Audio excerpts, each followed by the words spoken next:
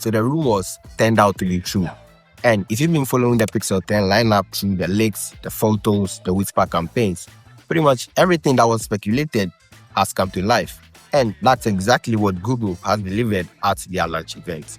However, I wasn't invited by Google to the launch event, neither did I have any early access to the devices, or do I have any embargo with Google.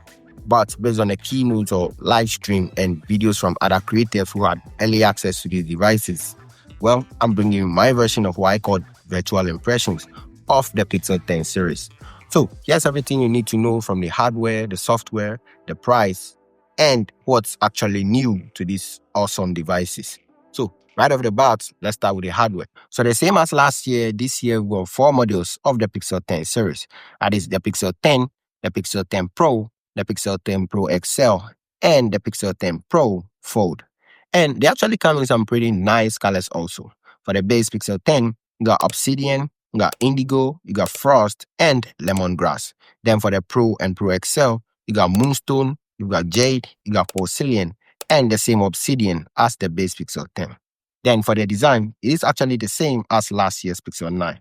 But the Pixel 10 this time around has some satin matte finish along the metal frame with a glass back, and the Pro models features a glossy frame offering that visual distinction. So you don't actually get to confuse them, since this time around, the base model also comes with a triple camera setup. So talking about the triple camera setup, this is actually the first time in a Pixel phone that we've got 3 camera setup on the base model. So for the triple camera setup, you got 48 megapixel main camera, a 13 megapixel ultra wide, and a 10 megapixel telephoto lens with a 5x optical zoom.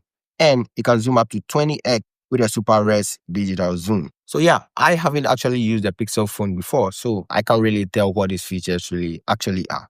But for those of you out there that are actually using a Pixel phone, or you're about to use a Pixel phone, well, you see what you're up against. Then for the Pixel 10 Pro and Pro XL, you got 50 megapixel main camera, a 48 megapixel ultra wide, and a 48 megapixel telephoto with ProRes zoom, and you can zoom up to 100 times on the Pro variant. So yeah, you know what you're up against. Then for the pricing, it is actually the same as last year.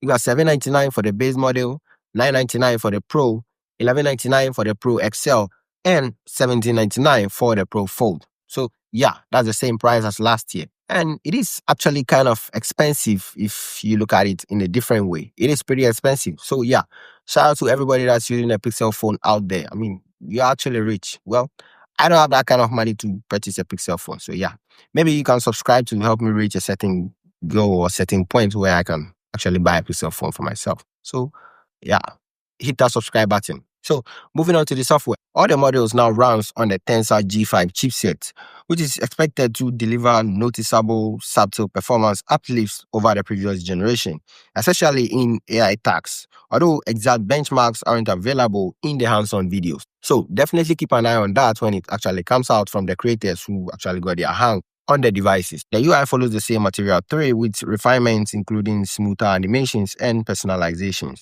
And as always, they also promised 7 years of OS and security updates on all the lineups, which is kind of like Google thing now. I mean, yeah, 7 years. I mean, it's kind of cool. We also got Camera Coach, which is basically an AI that guides you to take better photos by telling you some positions, what to do in the photos to make it look actually better. And I don't think most people are actually going to use this, because taking photo is basically what's in your mind or your idea. That's what you are going to shoot. So I don't know. This feature, well, maybe there might be some specific demographics that are actually going to use this, but I don't think this is going to be a general thing that everybody is going to use it. Well, if you actually get your hands on this, you get to see what I'm talking about. So yeah, definitely keep an eye on that also. So now, these are actually what's new, or the new things that have been added to the Pixel 10 series. First up is a Magic Queue and AI proactivity. It is basically Google's AI that anticipates contextual needs like surfacing flight infos during phone calls, and it is powered by an on-device AI.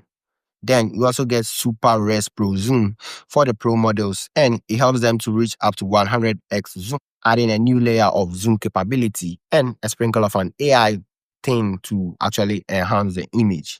Then for the foldable, this is the first time a foldable has earned an IP68 water and dust resistance. And it is actually rated to last up to 10 years, which is kind of like a rare thing for a foldable.